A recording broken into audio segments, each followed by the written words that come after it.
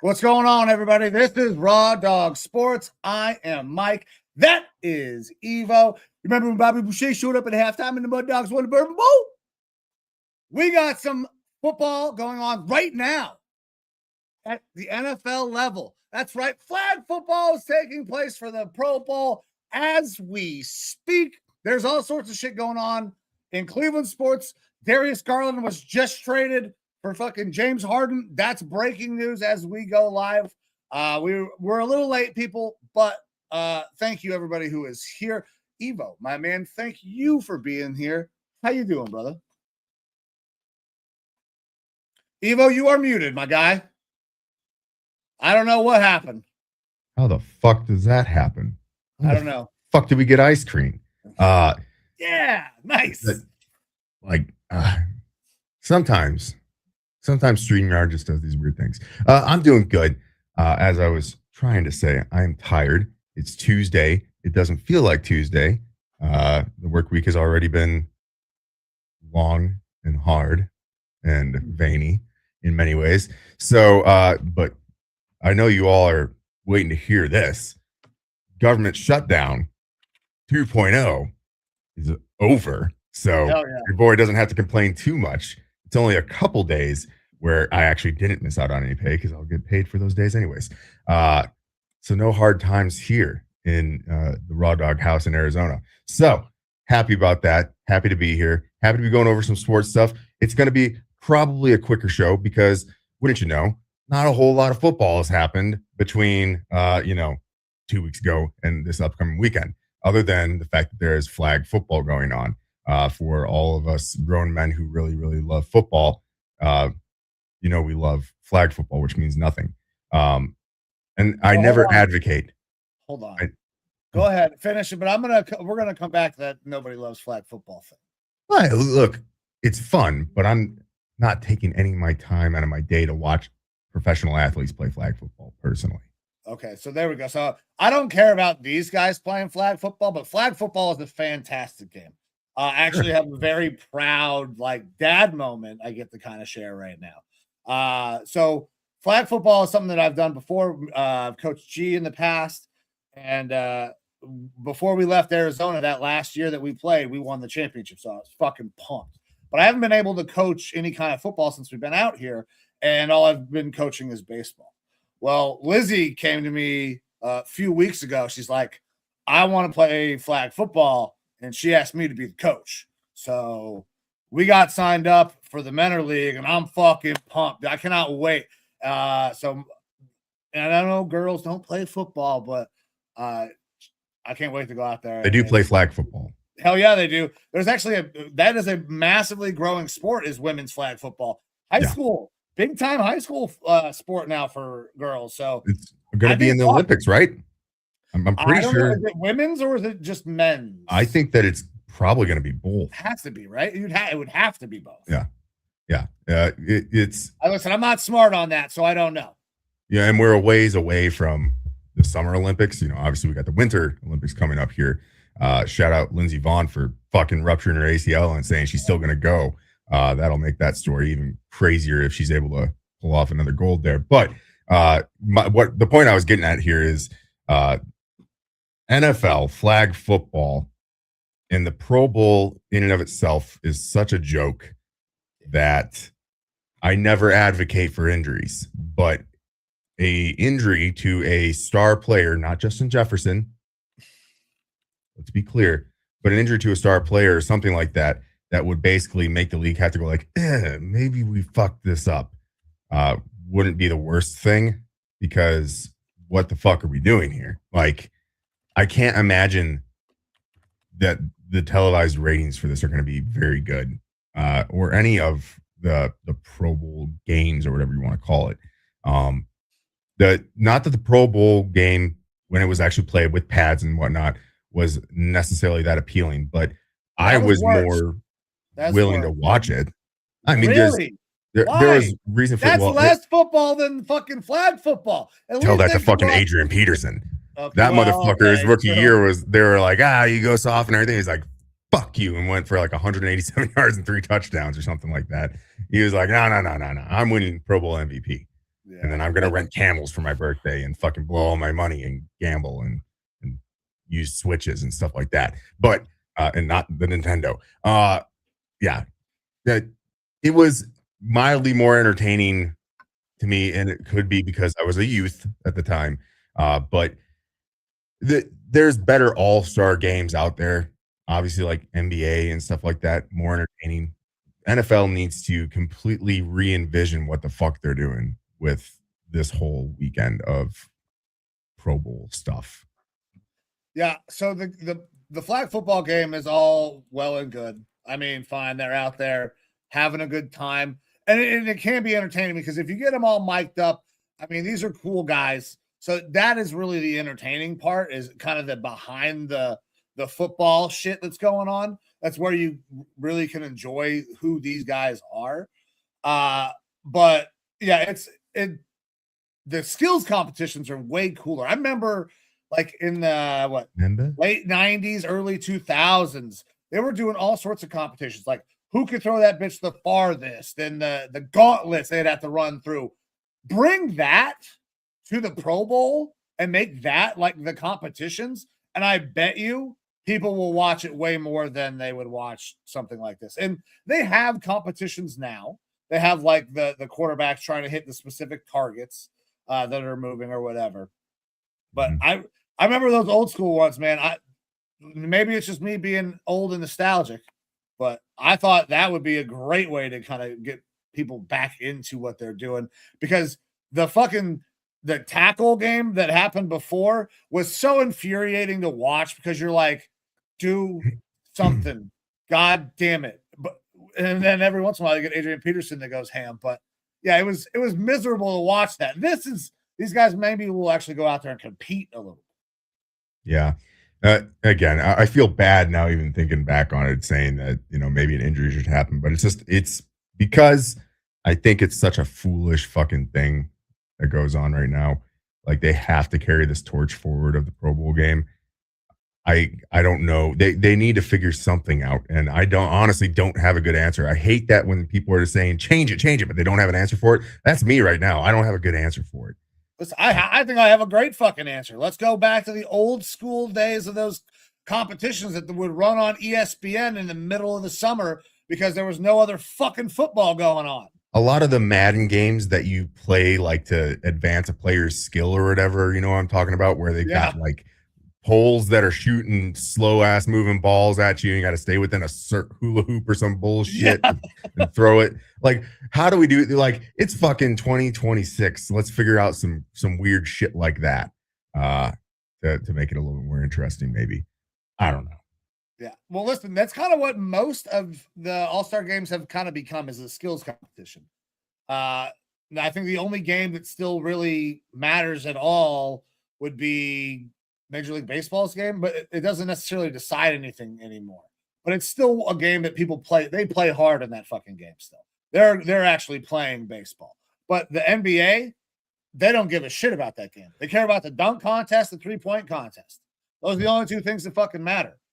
The NHL, I don't think I've ever watched their All-Star game, but their skills competition might be the fucking coolest one that there is. Like all the sniper shooting and shooting out the fucking plates, that stuff's badass. But the game, who cares? Like, so most of these things have gone away from the game being really worth it. It's all about the skills kind of.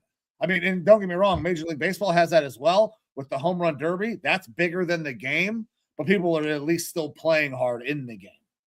Yeah. Yeah. But either way, that's going on right now. So if we're not entertaining enough, I want some flag football. I mean, right now they've got a Christopher Walken commercial, Miller Lite commercial with Christopher Walken. So that was probably very entertaining. Yeah, that's what we're gearing up for is Super Bowl commercials and things like that. That's right. And look, we had a huge diatribe before the show. Mike is unbelievably excited for Bad Bunny. He's the biggest Bad Bunny fan, if you can't tell. Really excited for that Super Bowl show with Bad Bunny. And I hear there's going to be a dress, potentially, something like that. Real cool, inclusive. We're here for it, I guess.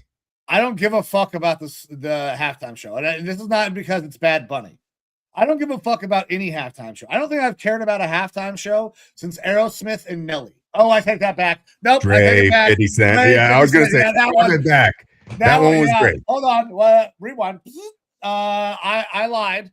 That one I did care about. That one was fucking badass. That was nostalgic as shit. But for the most part, I do not give a fuck about the halftime show. I never really have. Yeah. Like they're so few and far in between where it's like it matters. Like I remember like, ooh, Janet Jackson Titty. That one was a banger. That's what I was going to bring up.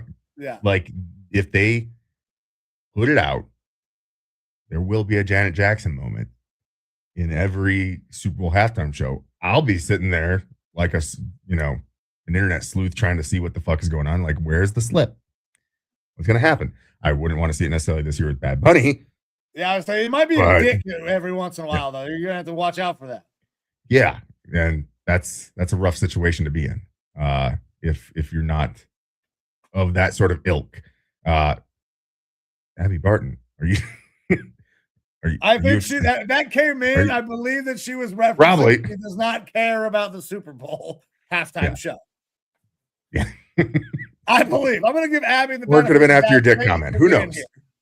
We don't know. Anything is possible. Anything is possible, guys. That's what today's show is going to be. By the way, that we don't have a ton of things to talk about, so we're just going to have a good time. And man, Jerry Rice looks like he's having a good time. Anyways, brother, where do we want to go? Because let's stop talking about flag football. Because outside of youth flag football, I'll care about it in the Olympics because then I'll be fucking rooting on America. Yeah, and also possibly Venezuela and Greenland. One of the things that we like to do in this show is make a lot of bold predictions. We like to also be honest when our bold predictions are absolutely wrong. Yeah. We run a game basically at the beginning of every football season where we predict the records of all 32 teams, where they're going to land in their divisions, who's going to end up going to the playoffs, the seeding, things like that. Now, if we were to say get this 50% correct somehow, like we would be gods. It is a losing game. No matter what. And we get beat up for it constantly. We get beat up for our takes all the time. Because, again, if we were that good at predictions like that, like down to the wins and losses of each of these teams, either this show would be the biggest thing out there, or we'd be in very different jobs, working for PFF and feeding Kwesi Adolfo-Mensah information. So if that was the case, obviously things would be different. But we're here to go through our record predictions that we did 19, 20 weeks ago, something like that, and call out some of our big hits and our big misses. And now this was a year that had a lot of parity in it. If we were to have told you week one that you're not going to see the Chiefs in the playoffs, you're not going to see the Ravens in the playoffs, that you by the divisional rounds, you're not going to be seeing the Eagles or the Bills, or excuse me, the conference championships, things like that. Like Lions don't make the playoffs. Yeah, all these sorts of things that you'd be like, okay, you guys are definitely on the devil's lettuce, and maybe some of us are, but I don't like lettuce. I prefer broccoli. Not me either. But either way, you get the gist. This was a wild season, and so a majority of these picks and predictions that we got were wrong.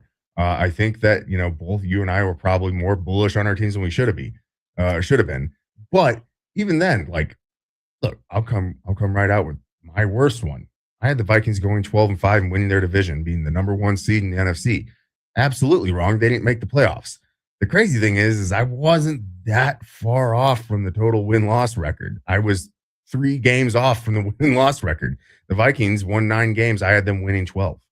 It wasn't that insanely far off, but that just kind of goes to show you these teams, and especially in like the NFC North, were down tooth and nail at the end. There's a lot of parity in the league. 18 weeks flew by for us, man. But there was a lot of moving and shaking that happened. A lot of teams that looked real good in the beginning and ended up faltering, teams that really picked up steam towards the end. So it'll be interesting to kind of go over some of these. Do you want to go division by division and call out what our record predictions were and then what the actual records ended up being? Yeah, I think that'd be the easiest way to do it, man. And we could start in either division. You want to start in mine or yours, or where do you want to go? Well, look, we can go with mine just because I already started with it. I had my Vikings going 12-5, the first seed. Lions going 9-8, the number 2 team in that division. Packers 8-9, Bears 6-11. So obviously that Bears basically flip-flopped there.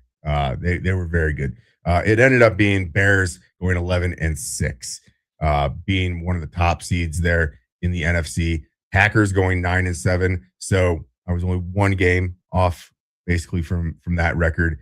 And then we had Lions I had going 9-8. Lions went 9-8. So that was correct. Except for they ended up in last place in the division with a 9-8 record.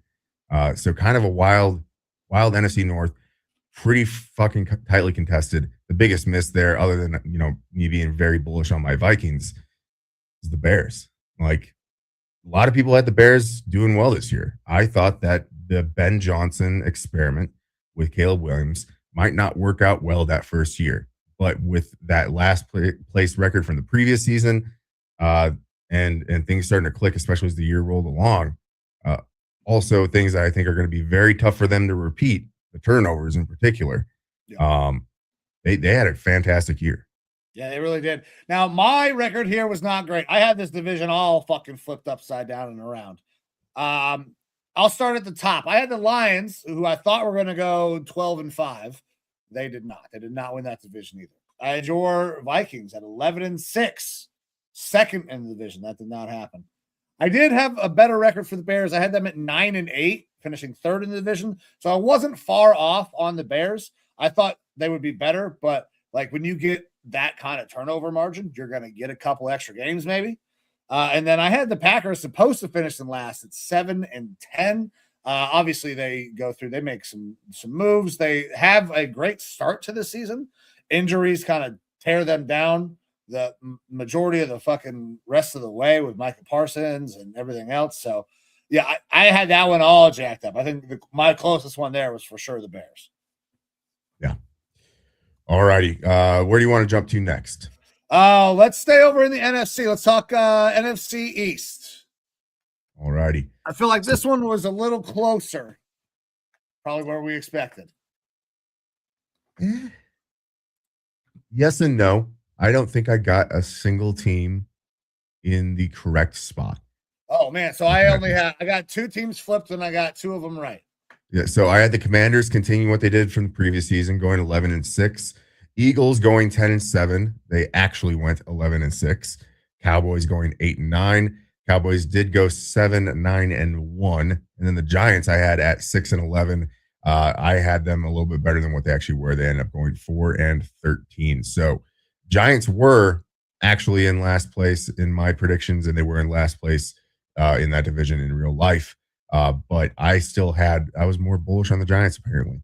And look, the Commanders, obviously injuries there again kind of derailed things. So they did not repeat what they did the previous year.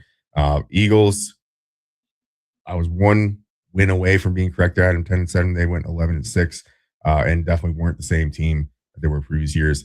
And then Dallas Cowboys, I had them 1 game better than they actually were in real life. So not, I guess, aggressively far off, but the positions were pretty much all wrong except for that Giants team. So my records were pretty far off, but I had a couple of the positions right. I had Eagles winning the division. I had them 15-2. Like you said, they go 11-6. Commanders, I had them in second place at 13-3. I thought they would be much better. Obviously, Jane Daniels going down hurts that from happening. Then I had Cowboys. So I had those two flip-flopped. I had the Cowboys at 5-12. They ended up going 9-7-1. And then the Giants, I had them worse than what their record actually was. I expected them to be pretty bad still. 2-15, and they finished 4-13. So I got the lead of the division and I got the tail end. I flipped the middles, but my records were not necessarily all that close. Yeah. An interesting one with the NFC South, because that NFC South did kind of come down right to the end. I'm sure one that we probably both weren't, super correct on. I had the Saints going 3-14. Saints in real life went 6-11.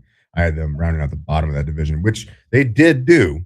They were the worst in the division, but they actually performed a lot better than expected. Tyler Shuck, he definitely came on. He started to play pretty decent at some points. So then I had in third place the Panthers at 7-10. The Falcons also at 7-10. They had a division head-to-head record where the Falcons ended up winning out there to get into second place, and the Bucs at 12-5.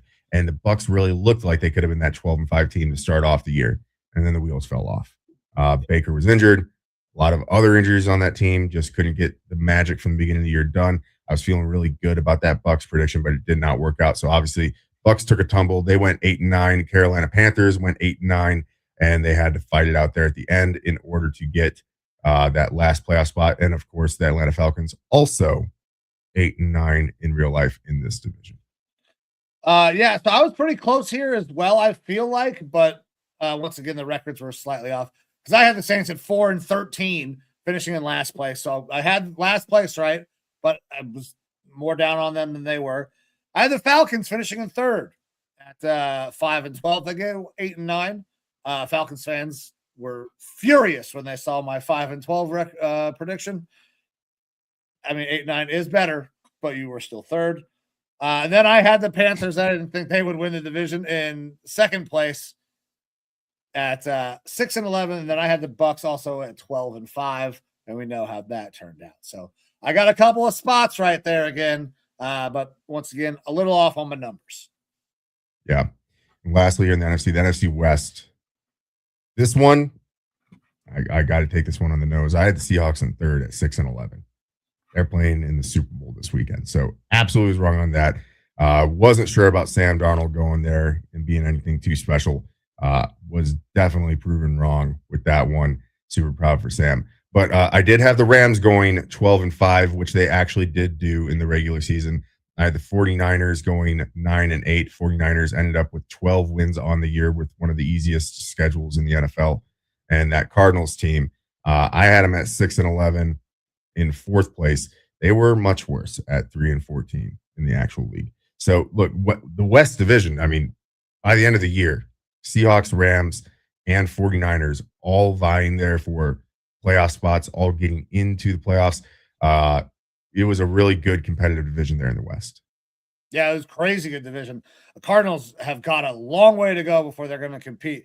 But I also have to take my lumps here because I had the Seahawks finishing last as well at 6-11. I had the Cardinals finishing in third place at 9-8. Whoo, man, I was off on that. Owl's back. Yeah. And then I had a couple of close. I got the who joke. By the way, that might just become a thing. I'm gonna start just tossing that. Maybe. Anyways, Or you'll be Ric Flair. Woo. So I got 11-6 for the 49ers and 11-6 for the Rams. They both went 12-5. So I was closer there, but man, I fucked up the Cardinals and the Seahawks real bad. I did not think the Seahawks were going to be as good as they were, man. They're still so young, too. That team is going to be very good for a long time. A lot of cap space, a lot of young players. Really, really good front office and GM there. Hell yeah. All right, man, let's take it over to the AFC side. Let's start with the AFC North. For me, listen, this wasn't great, but I did get a couple of things right. All right. However, the Ravens being 16-1 was fucking not one of them. They were hurt bad. they fire their longtime head coach. Shout out Coach Todd Monken. Appreciate you being here. I love the press conference today, by the way. Second place, I had the Browns at 8 and 9. That wasn't good either. We finished 5 and 12. Then I had the Steelers at 7 and 10. They go 10 and 7. So flip flop there. Mike Tomlin doesn't have losing seasons, but fired nonetheless. And then I had the Bengals. Mutual parting of ways. Sure. Mutually. Just mutually parted. Sure. Safe face. I had the Bengals at 6 and 11 and last, but they went 6 and 11 and finished in third. So I had their record right. Wrong spot though, because I was way too bullish on the Browns. Yeah, I had none of this right. None of it at all. I also was very bullish on this Ravens team. I thought going into the year, best roster in the league. I had them going 4 and 13. Nope. Bengals, second place, 10 and 7. 13 and 4. 14 and 3. Oh man, I heard 4 and 13 as like that's not the fucking right number. Yeah. Well, they were closer to 4 and 13. It felt like. Yeah. If I said that, which I probably did, because your boys. Hey, baby, a little. Yeah. You got the dyslexia, and I got the tism. Yeah. Bengals going 10 and 7. I expected that glass cannon build to work out. Sure, fuck didn't. Browns at 7 and 10.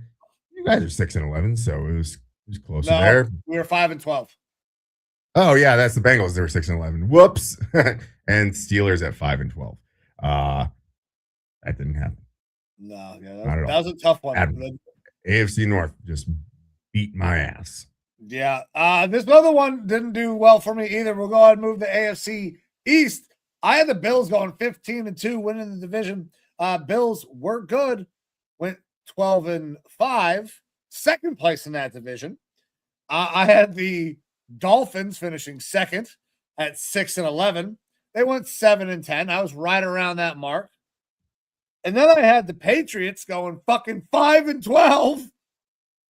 And they're in the Super Bowl going against another team that I had at fucking 4 wins. Or was it? Yeah, crazy low wins. So obviously the Patriots go 14 and 3. And then the Jets finishing last. I think everybody had that one. I had them at 4 and 13. And they went 13 and 14. What do you got, bro? So Bills, I had at 15 and 2. You know, bullish on them as expected. I had the Jets at 10 and 7. Now I have to go back and really look into why I thought this the fuck was going to happen. But bad take. Bad take. Now I remember with the Pats, I had them taking big steps forward. I didn't expect them to do what they did this year. I don't know how many people really did, because the roster, while it did improve dramatically, and you get a good head coach, and I remember banging that drum of Vrabel's good coach, he's going to pull things out of these guys that you aren't expecting. I didn't have it to being as good as where you possibly have an MVP candidate at quarterback and making it to the Super Bowl. I had them at 8 and 9, so pretty close to even record. And then the Dolphins, who I really thought was going to be the worst team in the NFL, and I still think they're pretty bad. Got some on some people at the end, but I had them at 2 and 15. 2 and 15 when they actually went 7 and 10. I think that they're going to be a lot closer to that 2 and 15 this coming season, though, depending on what happens this offseason. Because they're probably moving on from Tua. Maybe Malik Willis is the quarterback there with the Packers connections or something like that. But Tyreek Hill, I don't know that that's going to work out. You got Ashane, and then you're really going to have to start hitting bangers with the draft and whatnot to do a lot better. The Pats were better for sure than I think a lot of people thought. I had no doubt there. And this exercise just feels like it's just nothing to fuck us up here. This is bad. Just kick to the balls, man. Listen, that's kind of just what you know what? That's what I should have done for the movie quote. You go over there, pull out $100, come over here, hand it to me. I'll kick you in the nuts. We'll call it a day. Now you can't use that one. Yeah, it's okay. All right, let's move on to the next division, because I'm sure this one's going to be much better. The AFC West, I had the Chiefs going 14 and 3. They went 6 and 11. I had the Chargers going 12-5. Chargers went 11-6. I had the Broncos going 12-5. They go 14-3. And I had the Raiders being at the bottom going 4-13. They went 3-14. So I was pretty close on, the Chargers, the Raiders, Broncos. But, man, I missed on the fucking Chiefs. And I think a lot of people probably missed on the Chiefs. I mean, I had the Chiefs taking a step back this year, but obviously the loss of Mahomes and everything made it way worse. I had the Chiefs in second at 10-7. I did have the Broncos winning the West, but I had them at 11-6.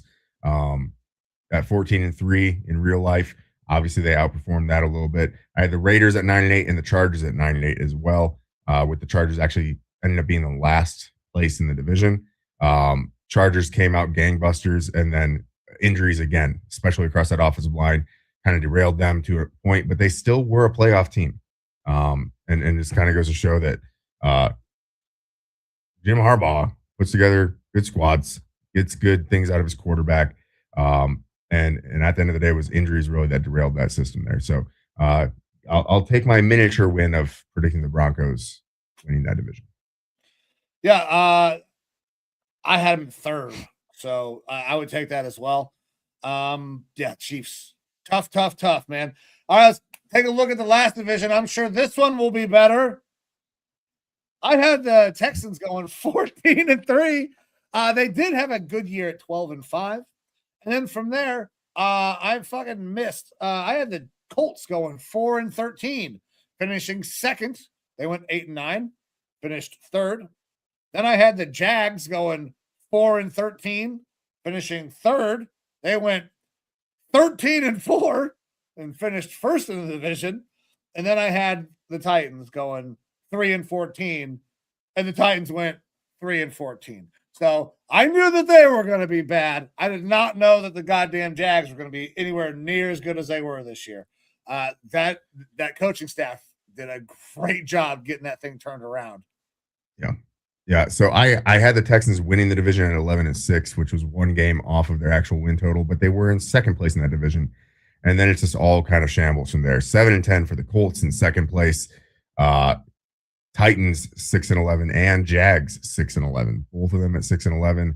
Obviously, Jags fucking way outperformed this year, way outperformed to an extent. The Colts outperformed a lot of people's expectations as well.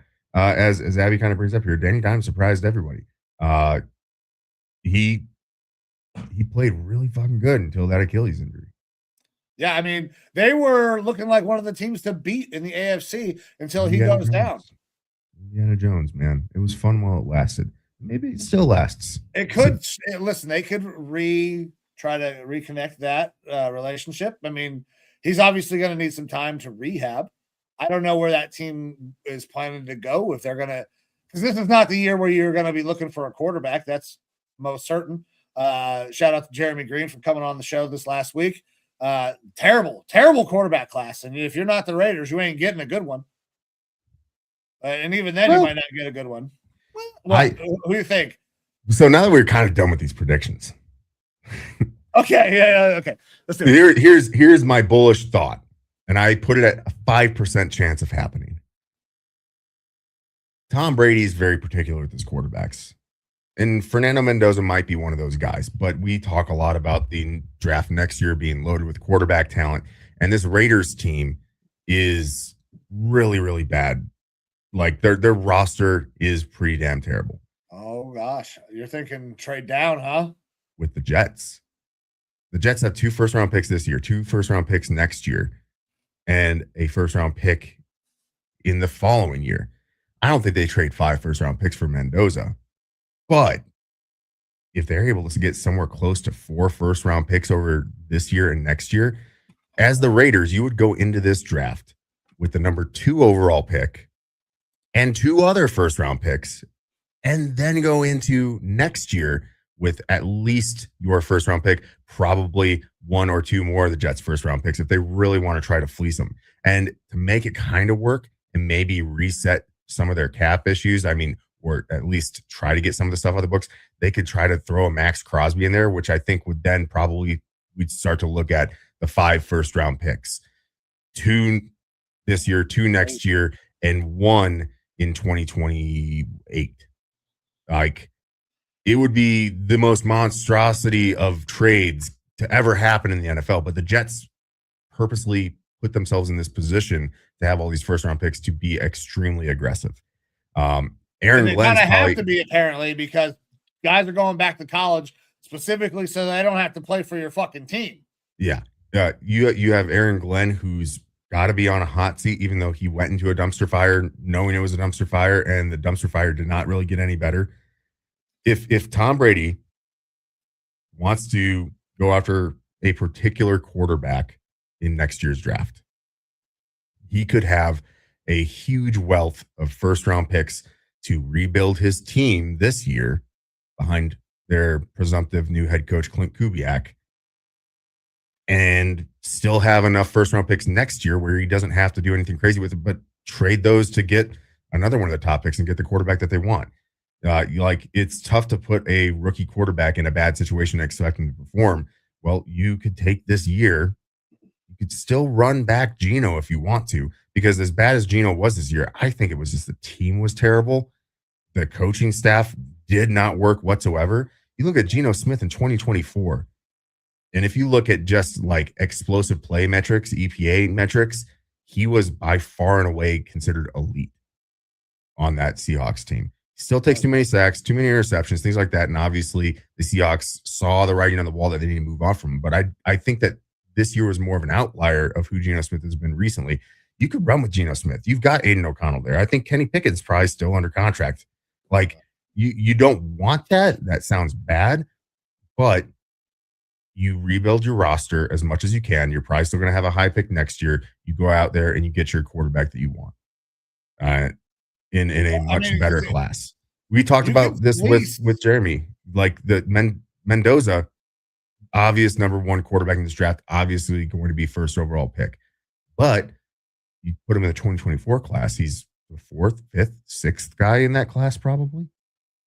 And I don't know where he would rank in next year's class, but I don't think it would be the number 1 pick.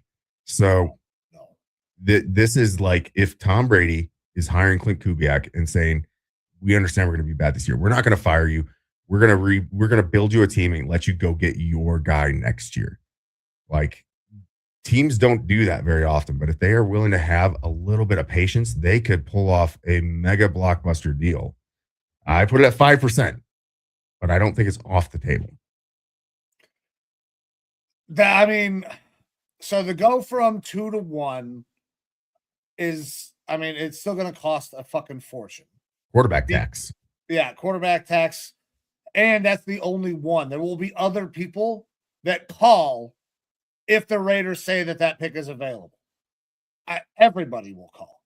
The Jets can outbid everybody, but then the Raiders know that. So I think there's some 5 is not going to happen. You wouldn't. That's why you would throw Max Crosby. No, Max Crosby ain't going anywhere either, man. They love Max. Oh, yeah, they love Max, but does Max love them? He's older than you think. Obviously has some injury stuff. A little bit of dysfunction with the team. Maybe Aaron Glenn wants to get himself another Aiden Hutchinson for a little bit. The idea of giving up all of the first-round picks that you have over the next, it'd be the most Jets thing ever. It would be. It would be a very Jets thing to do. Yeah. Oh God! Like I said, highly unlikely, but fun to think about. Like, everybody's got to see that next year's the year for the quarterback. The Raiders got lucky with the number 1 pick this year. You're going to get the one fucking guy that looks like he's going to be okay. But yeah, it's not great. Come on, Shadur, fucking flag football. By the way, speaking of the Jets and Shadur Sanders, a guy that turned down a invitation to the Pro Bowl, Justin Fields says, you know what? I'm just going to go ahead and train for the offseason, get ready for next year. Where the fuck is he going, by the way? Like, best thing he could have done. He's still under contract. Is he really? I'm pretty sure he's still under contract with the Jets. Maybe producer Amber can look into that for us real quick while we get into this, but I think that was the best thing that he could have done because not going, I think, is a good idea. Yes, because it's that you're not Pro Bowlers, guys. I love Shadur, but he's not a Pro Bowler. Yeah, and that shows a little bit of self-awareness by him to be like, I don't want to become another joke. Which Shadur going to the Pro Bowl, immediately everyone is like, this is a joke, and you're a part of it. And so for him to say, I'll pass, I don't want to be the brunt of this joke, probably the smartest thing that he could do. Yeah, I would imagine that after seeing the response of when Shadur was named a Pro Bowler, he's like, yeah, no, I'm good. Because listen, I love the kid, and I can't wait to see what it looks like next year with Todd Monken. And Justin Fields is under contract through 2026, signed a 2-year, $40 million deal, including $30 million guarantees with a $20 million in salary owed for 26. So, I mean, by NFL standards, he's making cuttable. Good backup money, but he is cuttable. Yeah. But I don't think you can cut him, though, because you have no one else there. Yeah, who is going to play? Well, fuck, man. They got to find something. Kirk Cousins is an option for that team. I don't know that Kirk wants to go there. Nobody wants to go there. Dante Moore would rather go back to fucking college and take tests in math class than go to the goddamn Jets. Kirk Cousins is probably a Viking. You think so? Yeah. How do you feel about that? I'm okay with it as long as the strings attached to it aren't too crazy. This has been, and this maybe is a decent lead in here to a conversation about the Vikings GM, which we already kind of got into a little bit in our last show. But things obviously didn't go well with the Vikings this year.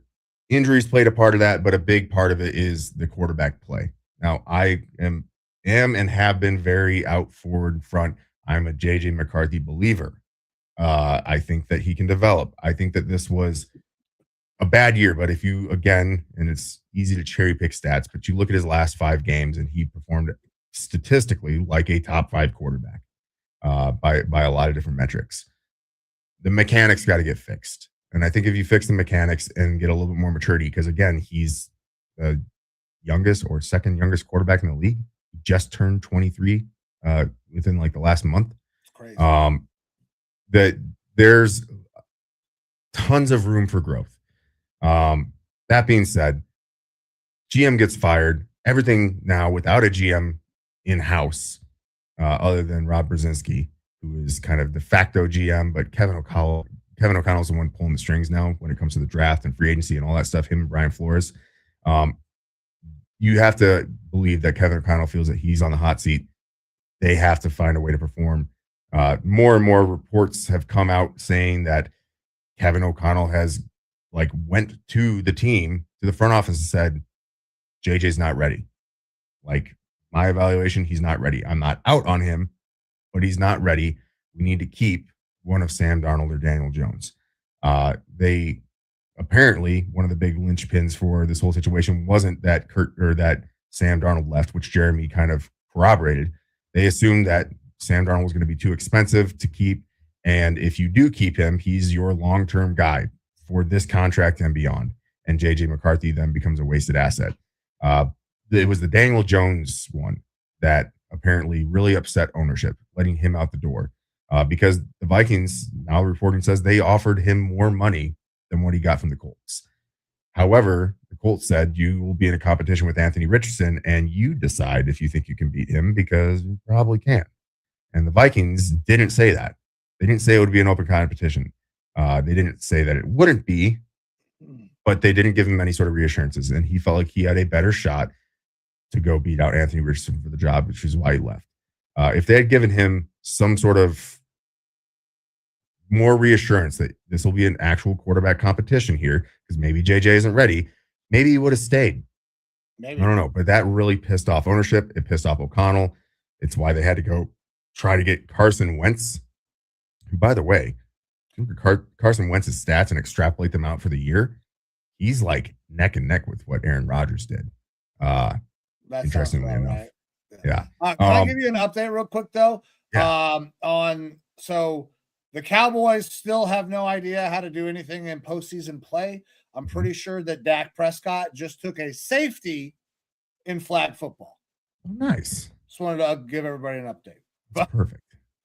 But yeah, so I think that the Vikings are going to obviously they need to be aggressive in bringing competition in the quarterback room. I'm not going to I personally don't take it as them being out on JJ. I think that they are probably going to look at this as more of a long-term thing though with him more akin to a Jordan Love situation, which we've been very negative about. You draft a guy in Jordan Love and make him sit, and then you have to re-sign the guy off his rookie deal because he didn't play in order to replace Aaron Rodgers and hope for the best. That's kind of a waste of that rookie contract. Well, JJ's rookie contract is really quickly going away. First year is gone due to injuries. Second year, bunch of injuries, and only got so much starting time. You might be looking at year 4 before JJ McCarthy's developed enough to truly play, unless he does take a big leap this offseason. So you have to have competition in there. And your options are terrible. Like Malik Willis, I don't know that he's the type of quarterback that plays in KOC's system. I don't know that he's a great fit. Man. But I like Malik Willis, but if you look at Kevin O'Connell, he's not been like the mobile quarterback type of guy. He is a hunt downfield, explosive play type passing game guy. So Malik has a big arm, though. I think sure. I would be open to it. I like him, but also I think that Malik, what we saw at the end of the year, he's going to command enough money that it's no longer a competition. You're bringing him in to be your starter, and you're going to have a lot of competition for him with teams like Miami or Pittsburgh or even the Jets. Someone's going to pay him maybe more than he's worth at this point in his career, and he could absolutely outperform that contract. I'm not wanting to denigrate Malik Willis in any way because I think that he showed a lot of good stuff at the end of this year. But beyond that, Mac Jones, I don't want to trade a second for him. That's probably going to be the going rate. And Shanahan's already come out and said, I don't see a way that he's not on our team next year. He's a perfect safety net for them if Brock Purdy gets hurt again. He's cheap. He's going to be there to cover for Brock Purdy, and that worked out this year. And you trade him this year, you probably get a second-round pick. You let him walk after this year, you're going to get a third-round comp pick because someone's going to pay him. So you take the safety net of having him there. I don't know that he's going to get moved. And then after that, it's a shit show, man. Aaron Rodgers maybe comes back and plays for someone, and I do not want him on my fucking team. And he doesn't fit with Kevin O'Connell either because he doesn't have the arm strength to do the deep plays down the field. Most likely bet is that he stays in Pittsburgh with Moonface Mid-Carthy. Like, that's... Moonface Mid-Carthy, I like yes, that. I'm going to start to work that one in a lot more. Yeah. Kirk Cousins knows Kevin O'Connell. He's further removed from the Achilles. He is 38 years old, so he's not going to play a ton longer. He got a taste of what a career after football looks like.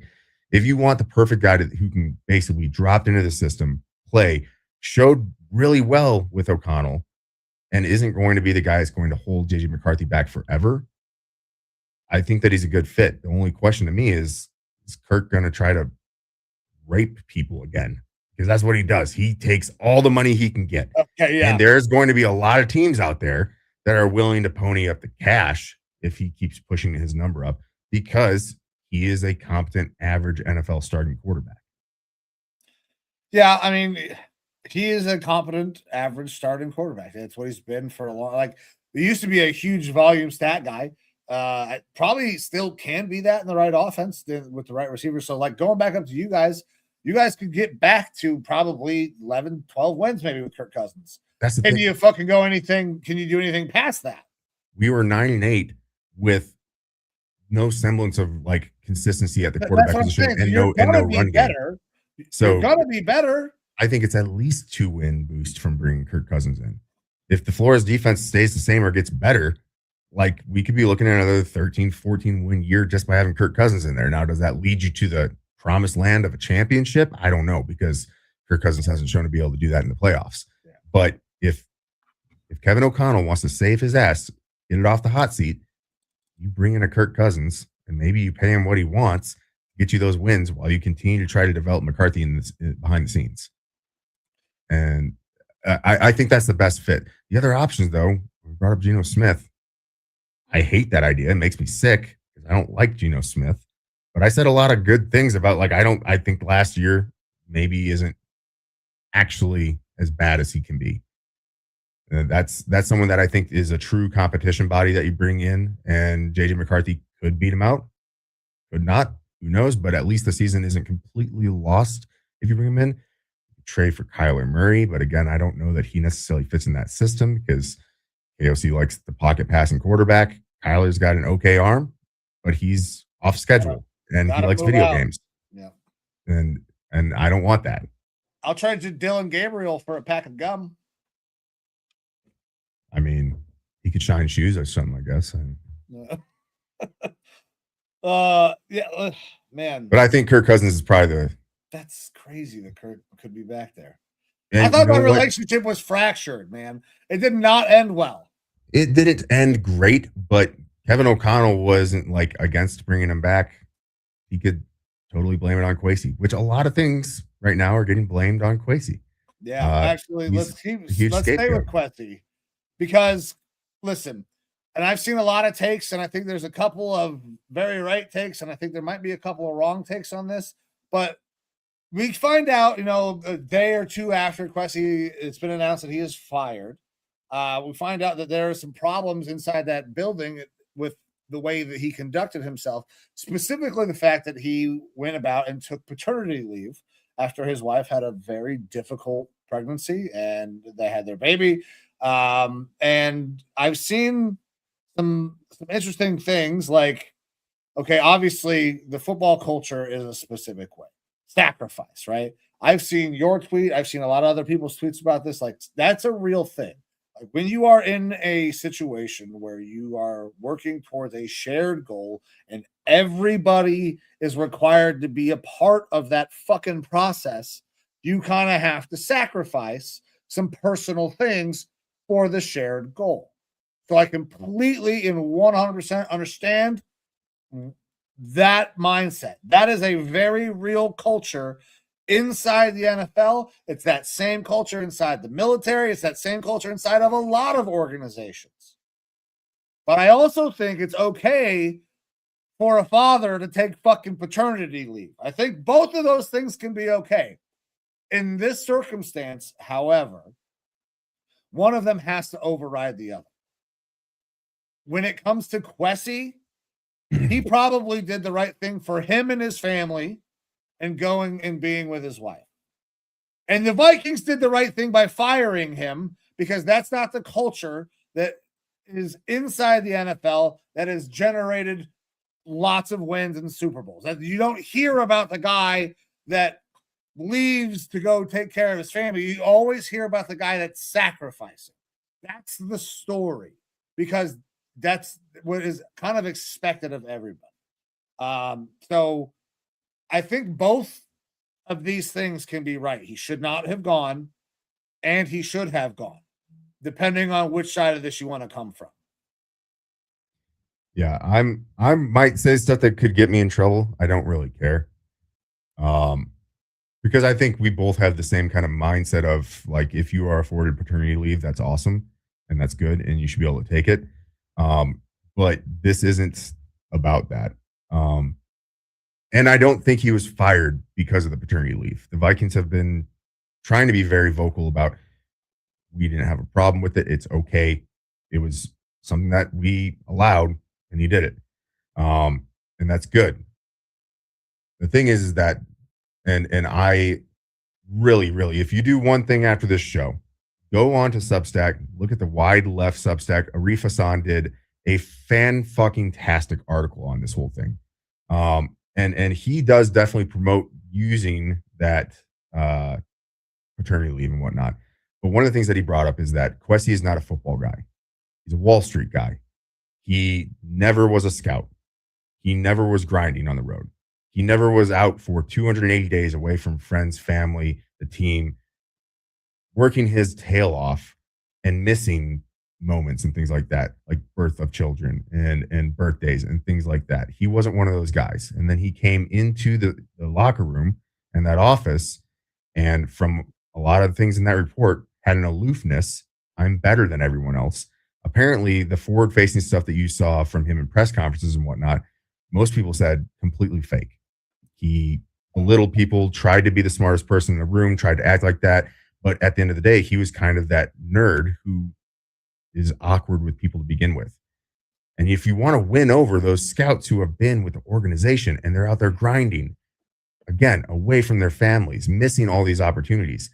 The same thing, if one of those scouts said, my wife is having a kid and I'm supposed to go to all these colleges and scout these players, but I'm going to take 2 weeks off, team would probably be like, okay, you're fired. You're not performing and we have someone else that's willing to do it. But how are you going to earn the respect from those guys when in one of the most pivotal times of the year for a GM, training camp, you step away? That's tough. It's a tough thing. And it's why he lost respect from the team and from the scouts and his front office. He was being overridden by Rob Brzezinski.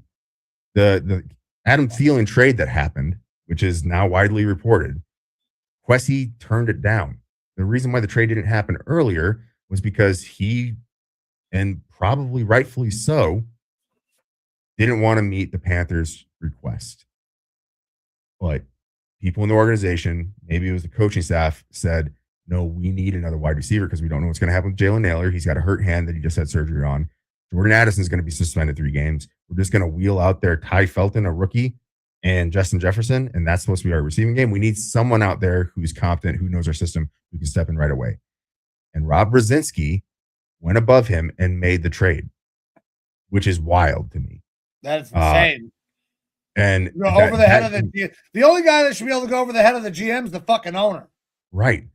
And so apparently, since 2023, they've been having discussions about getting rid of him because he didn't mesh with the team. He was losing respect. Slowly, more and more of his role was being stripped away, and it was being given more to the coaches.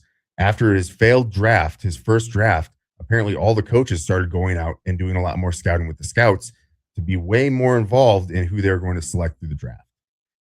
It seems pretty fucking obvious, too, through free agency that the coaches were very involved, especially on the defensive side of the ball. Those are Brian Flores' guys that he wanted that they went out and got. He was saying, you make it happen. And again, reports Kevin O'Connell was the one in the meetings for free agents. It wasn't Kwesi. And people around the league, other GMs, other cap guys were like, where's the GM? Who's in charge? Because the coach is doing the negotiations and Rob Brzezinski's coming in and working the contracts. So Kwesi was just like not involved with a lot of this shit. It obviously the paternity leave thing steps in and becomes a part of it. But you look at all these former players who come out and they say, yeah, like, I wish I could have been there for the birth of my kids. We don't get paternity leave in the NFL. If, I don't know, we'll say Jamar Chase, right in the middle of a playoff run, and you got 3 weeks left in the year, has a baby and says, I'm gone. I'm not going to be here for 2 weeks. That's going to kill that Bengals team to not have Jamar Chase out there. If that happens with a quarterback, JJ McCarthy got so much shit and he missed 1 game because of the birth of his kid. Or didn't even necessarily miss it. He just didn't go to practice and he still made it to the game and had a bad game versus the Falcons that I went to. And caught a lot of flack for it. Like, the players don't feel bad for him because you're one of 32 guys in the league who's in a GM position. Sacrifice. That is a huge part of this game. The players are out there sacrificing their bodies and their families to try to make the team better. The scouts are out there sacrificing their families to be on the road to build the team and make it better. And then in one of the most crunch times of the year, the GM says, I'm not going to sacrifice. As a man with a family, I get that. But also, he signed on the dotted line the contract to do that job. He chose to do that. If we were, bringing the military, guys were deployed when their kids were born. They'd get a picture sometimes, maybe a video call or a phone call. And that was it. And if that guy went AWOL, he fucked everyone else over in his unit. And then he's getting kicked out and put in jail or something like that. Like, paternity leave is a thing in the military, but mission always comes first. And it's very much like that in this very type A personality world in the NFL. The mission, the game, the goal to get to the Super Bowl has to come first. And that doesn't mean that he can't like do shorter days or a day here and there and stuff like that. But apparently, like, the communication, it wasn't that he wasn't at home taking phone calls and watching video. He was at home working. He was watching the film and stuff like that. The coaches couldn't get a hold of him. Like, people couldn't get a hold of him. He couldn't negotiate with agents when you're bringing in UDFAs and things like that. That was all done apparently by Rob Brzezinski and the coaching staff. Wow. So like, he failed his team at the worst time of the year. And I think it was a coup d'etat where, he got sent down to Mobile and the Vikings were like, hey, go down there to Mobile in frigid weather, watch a whole bunch of these 5th round pick running backs. And when you come back, you'll have your pink slip. Yeah. The running backs were bad down there, dude. Also, never mind Washington Jr. Yeah. He was good. Also reported that's one of the main things that held up Brian Flores' contract with the Vikings. Was Kwesi? He said, I don't have faith in this front office. We need to do something different. And assurances were made. There you go. Like, it's not good. Like, resounding issues. Well, you know where he came from, right? I absolutely do. The organization that thinks they're fucking smarter than everybody else who is not. Now, another fun thing, and I know I've been on my soapbox here for a minute, and I've taken us over an hour now. It's okay. But that Arif Hassan article, again, I implore you to read it. He breaks down the analytics. He was the first analytics GM. Analytics guys from most teams said, this guy didn't fucking do any analytics. Nothing that he did as far as the free agent signings, the trades that he did both in and out of the draft or his draft fit with any analytical model that they can fucking figure out at all. They're like, he was shown as the analytics guy and close your eyes, throw a dart, baby. Did fucking nothing. Did none of it. And they're like, so what the hell was this whole thing of him being the analytics guy, being stuck behind spreadsheets, but he's not reading them, not using any of it. So it just seemed very, very flawed. Arif breaks it down heavily with the analytics of how he just didn't follow any sort of a semblance of a plan. So look, I'm a lot of data points, bro. A lot of data points. As a guy, I feel bad that he lost his job. As a Vikings fan, I think this is a move in the right direction, that it needed to happen. Probably should have happened sooner, but I'm happy that we are done moving on from that. And now we're going to really have the coaches on the hot seat, because they're probably the ones making the calls on this is who we're taking. They get the final say on roster. And if things implode, out with the coaches probably. Yeah, that's going to be tough, man, because I like KOC. I think he's a really good coach. And honestly, like, how much can you blame him for what Kwesi has done? How long are they going to how much leash are they going to get with this next GM? Because it's not going to, I mean, unless KOC and B-Flow are in on deciding who that GM is, or if it's just a promotion that stays with inside the building, then okay. But like, if it's an outside source, that hot seat does get a lot fucking hotter. I think if we go to the playoffs this year, Brzezinski very well could keep the job. Like, if the offseason looks good, if we get cap compliant, bring in some decent talent, I think Brzezinski keeps the job. He's super, super well regarded in the league.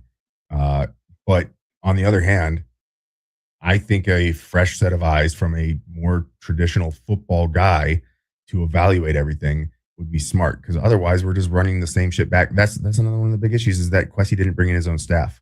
Pretty much everyone that was there in the front office was there from the Spielman era. So it was not his guys. They didn't like him. Did he have guys? Did Kwesi have enough relationships cultivated to bring guys in? Because, I mean, he went from here in Cleveland to the GM up there. Like, and I honestly, I wasn't tracking Kwesi all that much when he was here in Cleveland. So yeah, how much relationships could he really have if he's not a football guy, never been a scout, all of that? It makes it hard to bring in your own fucking staff unless you're just like, well, I mean, I could do it again. Fucking yeah. So, and it's in the name, general manager. You are managing people generally. He should bring in his guys who can execute his vision and manage them appropriately. And he didn't bring in his guys. They didn't follow his vision, and he didn't have the balls to manage them appropriately. Not going to work. Not going to work. Not going to work at all. Oh man, brother, we had what one more thing on the list. I don't. Yeah, NFL announced that they're going to look into possibly Oh yeah, throwing penalty flags on reviews. Uh, More for specific instances. It's not like they can review a play and be like, actually, there was holding there because there's holding on every play. It would get egregious. And this still has the potential to get really egregious. But they're talking about plays like face masks, personal fouls, unnecessary roughness, roughing the passer, using that crown of the helmet, and hip drop tackles as being things that could be subject to flags being thrown during instant replay reviews. Talked a little bit about this before the show, but let's get your thoughts on this one, Mike, because I've been talking quite a bit. And I think we have somewhat differing opinions on it. so I don't like this idea at all, really, because I think it is Pandora's box. You open this box and shit goes bad. I know it says it's just for personal fouls and all of that, but personal fouls, the unnecessary roughness, roughing the passer, and that's the fucking big one, right? So we get some cupcake ass calls on roughing the passer that should not be roughing the passer calls. And what happens if that happens in a big moment and there's a roughing the passer called that wasn't fucking roughing the passer? I'd see that being like the main detriment. Like, oh my God, how the fuck could they do this? They just basically completely changed the game. Now, there is one aspect that I was kind of thinking about as we were kind of getting into this, where I would accept this as a positive. If they tracked the amount of penalties that were missed by every crew, and every crew was either awarded or fucking relegated to specific types of games and work, or fucking some sort of grading scale where we could actually track who the fuck is good in the NFL and who is bad, and like make them accountable, maybe I could see how this would be good. But outside of forced accountability, because we'll see how many times they fuck up, I don't think this is a good idea at all. Now, listen, when you see a face mask penalty, it's like, oh man, there was a face mask there. That sucks.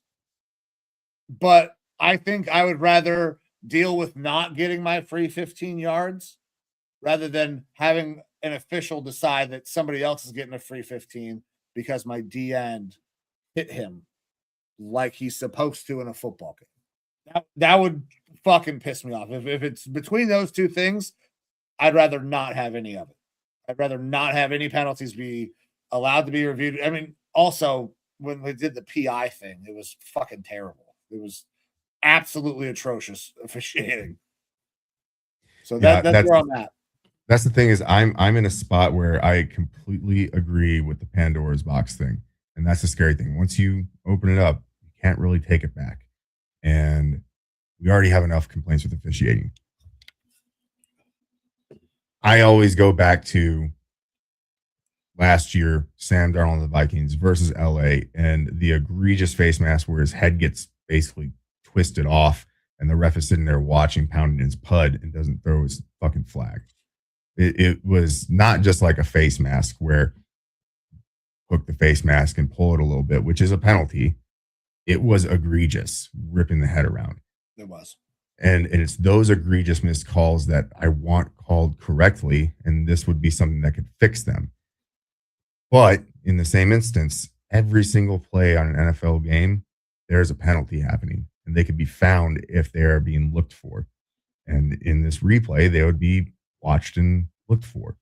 I think that, and it's a problem because there's subjectivity, and in the NFL rulebook, there really shouldn't be subjectivity. But if they're able to gauge the egregiousness of the penalty and the missed penalty, then I would be open to it. But how do you gauge that? How do you say that something is egregious? Like, I think that a lot of face masks that happens in games aren't egregious, but they are face masks. But what happened to Sam Darnold 2 years ago, like that was insanely egregious, and it changed the game. Like the Vikings were on that final drive to try to come back and win the game. They needed the one score, and then he gets his head ripped off in the end zone for, I believe, a safety. Like, it's bad. That's While where the it's something that I official would, just fucking stared right at him.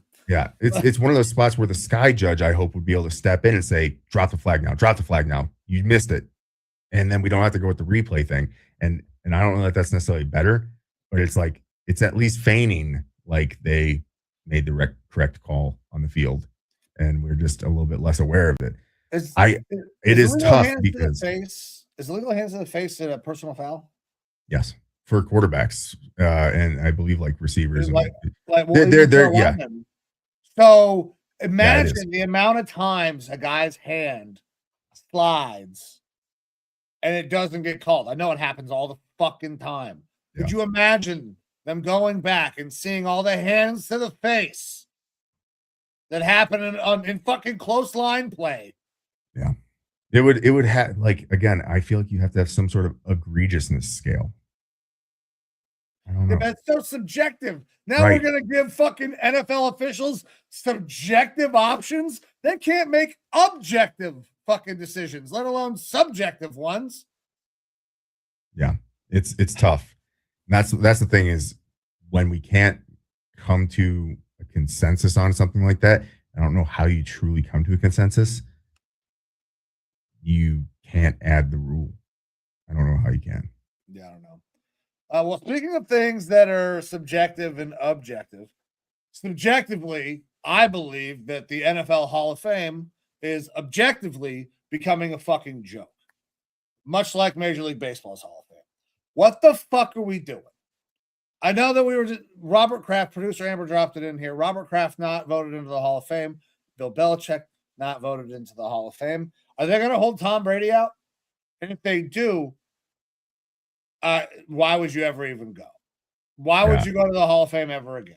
I think Tom Brady's the one straw that they can't break, but they're going to hold everything else that happened around the Patriots with Robert Kraft and Bill Belichick.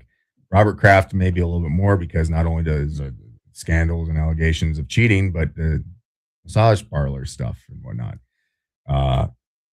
But at the end of the day, objectively, his franchise has been fucking incredible for the past couple decades.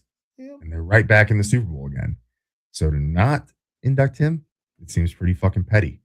I think the NFL Hall of Fame needs to take a step back and be like, we have a serious fucking problem because this sort of issue really hasn't come up ever until this year. And the NFL Hall of Fame committee had to come out and say, like, if we know that weird stuff is happening or something like that, like, we'll review it and those people won't be voting anymore or their votes won't count. Again, kind of subjective, but also it's egregious. Yeah. Like, I don't know how you get around that. Would it be possible? Here's the little reckless speculation. Tom Brady's eligible what, next year or 2 years from now? Oh man, I don't know. I think you got to be out 5 years to be looked at. How long has he been out? I don't know. 2 or 3? 3? He's still got a couple years. What if Tom gets elected and says, fuck you, I'm not coming? You wanted to hold Bill and fucking Mr. Kraft out? Have the ceremony without me. Fuck off. I feel like that'd be that's the greatest nut drop of all time. That's a big dick move right there. Hold them accountable. We request a formal apology and for them to be a revisionist history. They were put in first ballot. Yeah, like Tom has. He could easily. And now he's a fucking owner. Like Tom is in a very power position here. He can seriously be like, "Fuck you guys, I'm not coming." Mm-hmm. I know I'm going in. I'm the greatest fucking football player of all time. If you don't put me in, you completely tank everything that your fucking Hall of Fame has ever stood for. Put them in or I'm not fucking coming. The only way other than, look, obviously Tom could do that. And I think that would be a big balls move. Just off the top of my head right now, like, I think people who hate the Patriots, people who hate Bill Belichick, people who hate Robert Kraft are still sensible enough to be like, yeah, this is probably wrong. They need to add a fan vote. You announce all the people who have been selected to the Hall of Fame, and then you have a fan vote that goes on for a week. to bring in one more player, one more GM, front office person, owner, things like that, coach. And so what? You add 3 more people per year. So that way, if the voters get it wrong, the fans can. We shouldn't have to have that if Shouldn't. the voters get it wrong.